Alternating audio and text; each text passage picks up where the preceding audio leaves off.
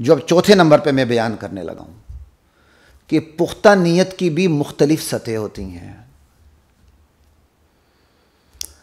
آپ ایک نیت کرتے ہیں تو نیت کے اندر تو ویسی ہی پختگی ہوتی ہے، لیکن خود پختگی کی مختلف سطح ہوتی ہیں. پختہ نیت، پختہ تر نیت، پختہ ترین نیت. جتنی نیت پختہ ہوگی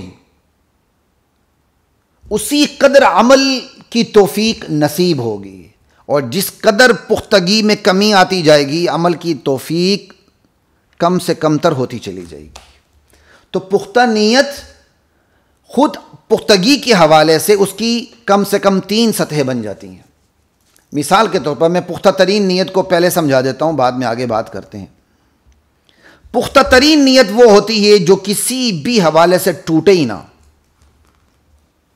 جیسے ایک شخص کو اپنی زندگی میں نماز پڑھنے کی پختہ ترین عادت ہے، وہ نماز چھوڑتا ہی نہیں، موت کے منہ میں جاتے ہوئے بھی اسے نماز یاد آتی ہے، موت کے منہ میں جاتے ہوئے بھی اسے نماز یاد آتی ہے. جہاد کے لیے صفیں باندھی گئی ہیں، وہ نماز وہاں بھی نہیں چھوڑتا. مورچے پر گولہ باری ہو رہی ہے، وہ نماز وہاں بھی نہیں چھوڑتا. موت کے منہ میں ہے، اسٹریچر پر ہے، وارڈ میں ہے، آئی سی یو میں ہے، سی سی یو میں ہے، نماز کا خیال وہاں بھی اسے آتا ہے، وہ نہیں چھوڑتا. جہاں تک اس کا بس چلتا نہیں چھوڑتا. یعنی یہ وہ پختہ ترین نیت ہے جو ٹوٹتی نہیں ہے. اور الحمدللہ میں نے اپنے والد مرحوم نور اللہ مرقدہ سق اللہ ثراہ وجعل الجنۃ مثواہ، میں نے اپنے والد محترم کی زندگی میں یہی کیفیت دیکھی تھی، اور الحمدللہ وفات کے وقت بھی یہی کیفیت دیکھی. یعنی آخری نازک ترین دنوں میں وہ نماز کو نہیں بھولتے تھے. بے ہوشی سے جب ہوش میں آئے تو آئی سی یو کے اندر مجھے کہنے لگے، میں نے گننے لگے ایسے سوچ کے، میں نے ظہر کی نماز نہیں پڑھی، میں نے عصر کی نماز نہیں پڑھی. ہم انہیں تسلی دیتے رہتے تھے، جو نرسنگ سٹاف ہے وہ بھی انہیں تسلی دیتا رہتا تھا کہ انشاءاللہ آپ ٹھیک ہوں گے، آپ اپنی نماز پڑھ لیں گے، سب کچھ ہو جائے گا انشاءاللہ. بس وہ نماز کے یہاں تک کہ انہوں نے کہا، مجھے ابھی تک یاد ہے، کہنے لگے ابھی مجھے نماز نہیں پڑھنے دی میں سر پھوڑ دوں گا. غصے میں آ کر کہنے لگے. اللہ اکبر.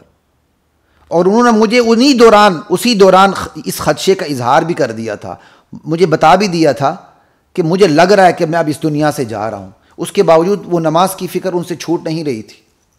آخری مکمل بات بھی اپنے والد مرحوم سے جو میری ہوئی ہے وہ نماز ہی کے حوالے سے ہوئی ہے. ان کا ای جی ہونا تھا، جو سر کا ٹیسٹ ہوتا ہے، ای سی جی دل کا ہوتا ہے، ای جی سر کا ٹیسٹ ہوتا.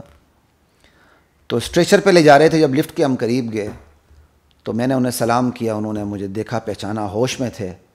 تو مجھ سے انہوں نے وقت پوچھا، میں نے وقت بتا دیا، وہ مغرب کے قریب کا وقت تھا. تو مجھے کہنے لگے میں نے نماز پڑھنی ہے مغرب کی. میں کہا بالکل ابو جان، انشاءاللہ نماز پڑھ لیتے ہیں، میں پڑھوا بھی دیتا ہوں آپ کو، پہلے ایک چھوٹا سا ٹیسٹ ہو جائے اس کے بعد نماز کی تیاری کرتے ہیں. کہنے لگے نہیں، میں نے مسجد میں جا کے نماز پڑھنی ہے. آپ اندازہ کر لیں، میرے والد صاحب اسٹریچر پہ تھے،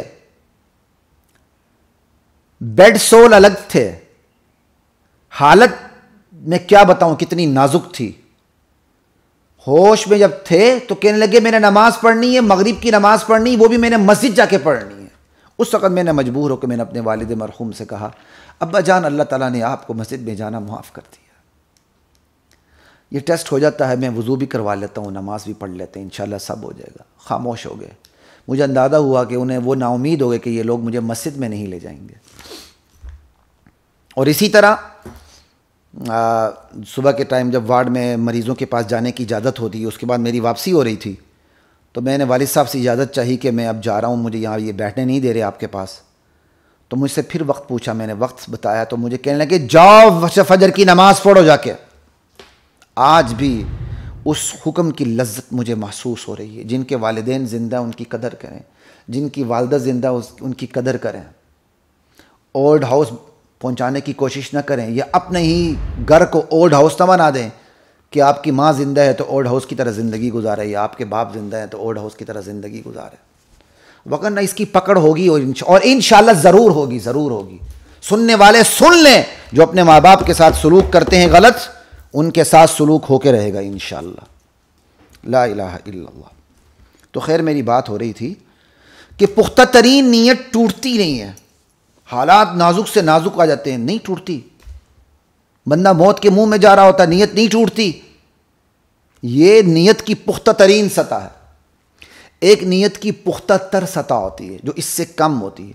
مثال کے طور پر ایک شخص کو نماز پڑھنے کی ایک بہترین عادت ہے، وہ نماز بالکل نہیں چھوڑتا، جو مرضی ہو جائے، لیکن شدید بیماری میں وہ نماز چھوڑ دیتا ہے.